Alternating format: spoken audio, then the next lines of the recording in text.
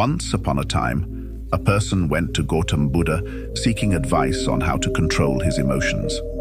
The person was struggling with anger and frustration, and he was looking for a way to manage his emotions better. Buddha smiled and asked him to sit down. He said, "I will tell you a story. Once upon a time, there was a king who ruled a prosperous country. One day he decided to visit the neighboring kingdom. He had heard that the king of that kingdom was famous for his wisdom. When the king arrived, he was welcomed with great honor. The king of the neighboring kingdom had prepared a grand feast in his honor during the feast. The king noticed a fly in his soup. He was disgusted and ordered his servant to bring him another bowl of soup. The king of the neighboring kingdom saw this and said, "Your Majesty, please do not be angry. It was just a small fly, it does not matter." The king replied, "I cannot tolerate such things. Even a small fly can ruin my mood." The king of the neighboring kingdom smiled and said, "Your Majesty, allow me to give you a piece of advice. It is not the fly that ruined your mood, but your reaction to it. You have the power to control your emotions. Do not let them control you." The king realized the wisdom in these words and returned to his kingdom from that day onwards.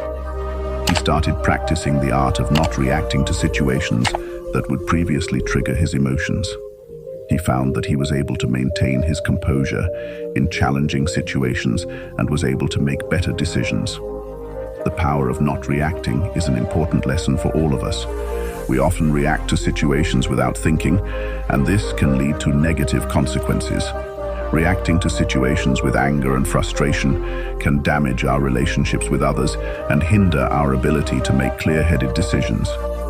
However, it is important to understand that not reacting does not mean that we should suppress our emotions. Emotions are a natural part of our human experience, and it is important to acknowledge them instead of reacting impulsively.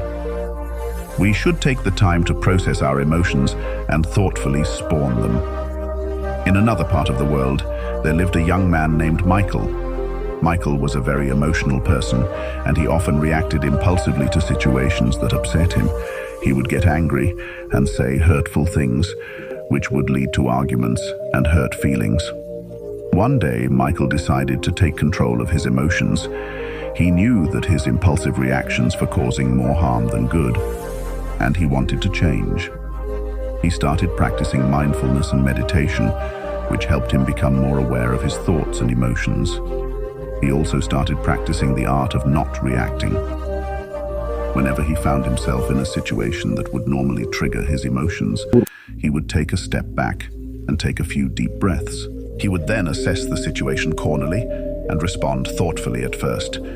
It was difficult for Michael to control his emotions. He would still get angry and frustrated, but he would take a step back and not react impulsively as he continued to practice. He found that it became easier to control his emotions. Michael also noticed that his relationships with others improved. He was no longer getting into arguments and hurting people's feelings. Instead, he was able to communicate calmly and thoughtfully, which helped him build stronger relationships. One day, Michael's friend came to him for advice. His friend was going through a difficult time. He was feeling very upset. Michael listened to his friend's problems and offered words of comfort and support. His friend thanked him and said, "You always know just what to say. You never get angry or upset." Michael smiled and replied, "It's not that I never feel angry or upset. It's just that I've learned to control my emotions and not let them control me. It's a powerful tool that has helped me improve my relationships and my overall well-being." Michael's friend was impressed and asked him how he learned to control his emotions. Michael shared his experience with mindfulness and the power of not reacting. He encouraged his friend to try it out for himself, and his friend was grateful for the advice over time. Michael became known for his calm and thoughtful demeanor. He was able to handle difficult situations with ease, and people admired him for his strength and resilience. He continued to practice mindfulness and the art of not reacting, and he found that it brought him a sense of inner peace and happiness. The power of not reacting is a valuable lesson that we can all learn from it. It takes practice and patience, but the rewards are well worth it by controlling our emotions. We can improve our relationships, make better decisions, and live a more fulfilling life. The moral of the story of the King and Michael teaches us that we have the power to control our emotions. We may not be able to control what happens to us, but we can control how we react to it by practicing mindfulness, the art of not reacting. We can learn to control our emotions and respond thoughtfully. It's a powerful tool that can help us improve our relationships, our well-being, and our overall quality of life. So let us take the time to practice and cultivate this powerful skill and let it transform our lives for the better. Anger will never disappear, so long as thoughts of resentment are cherished in the mind. Anger will disappear just as soon as thoughts of resentment are forgotten. He who holds back. Rising anger. Like a rolling chariot. Hear my call, a real driver. Other people are but holding the reins. Holding on to anger is like drinking poison and expecting the other person to die. One who conquers himself is greater than another who conquers 1,000 times 1,000 on the battlefield. Do not be led by your reactions, be led by your actions. Peace comes from within. Do not seek it without controversy. The instant we feel anger, we have already ceased striving for the truth and have begun striving for ourselves. The mind is everything. What you think, you become. You will not be punished for your anger. You will be punished by your anger. The root of suffering is attachment. If you want others to be happy, practice compassion. If you want to be happy, practice compassion. Letting go gives us freedom, and freedom is the only condition for happiness. If, in our heart, we still cling to anything anger, anxiety, or possessions, we cannot be free better than. 1,000 hollow words is one word that brings peace. All that we are is the result of what we have thought.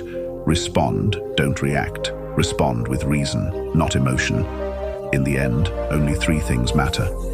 How much you loved, how gently you lived, and how gracefully you let go of things not meant for you. He who experiences the unity of life sees his self in all beings and all beings in his self, and looks at everything with an impartial eye. Happiness never decreases by being shared. We are shaped by our thoughts. We become what we think. Do not dwell in the past. Do not dream of the future. Concentrate the mind on the present moment. 3 things cannot be long hidden: the sun, the moon, and the truth. The only way to find true happiness is to let go of your attachment to things and people. The mind is everything what you think you become. It is a man's mind, not his enemy or foe, that lures him into evil ways. An idea that is developed and put into action is more important than an idea that exists only as an idea. There is no fire like passion. There is no shark like hatred. There is no snare like folly.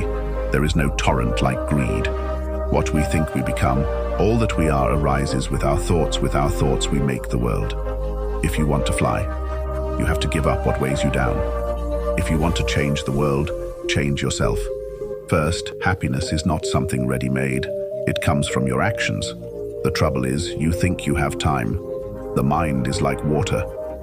When it's turbulent, it's difficult to see. When it's calm, everything becomes clear. The tone is like a sharp knife. Hills without drawing blood. Do not seek to follow in the footsteps of the wise. Seek what they sought. Purity or impurity depends on oneself. No one can purify another. Let us rise and be thankful if we didn't learn a lot today. At least we learned a little, and if we didn't learn a little, at least we didn't get sick. And if we got sick, at least we didn't die. So, let us all be thankful. The only real failure in life is not to be true to the best one knows. The past is already gone. The future is not yet here. There's only one moment for you to live. To be idle is a short road to death, and to be diligent is a way of life. Foolish people are idle, wise people are diligent. Hatred does not cease by hatred, but only by love. This is the eternal rule. Whatever a monk keeps pursuing with his thinking and pondering becomes the inclination of his awareness. Do not dwell in the past. Do not dream of the future. Concentrate the mind on the present moment. The mind is everything. What you think you become, do not look for a century in anyone except yourself. The only way to do great work is to love what you do, if you haven't found it yet. So this is for today. I hope you get to learn a lesson from this story. If you do, then tell us in comments. And if you didn't subscribe to our channel yet, then please do subscribe and hit the like button. We'll meet in the next video. Till then, take care, you, yourself, and your family. Thank you.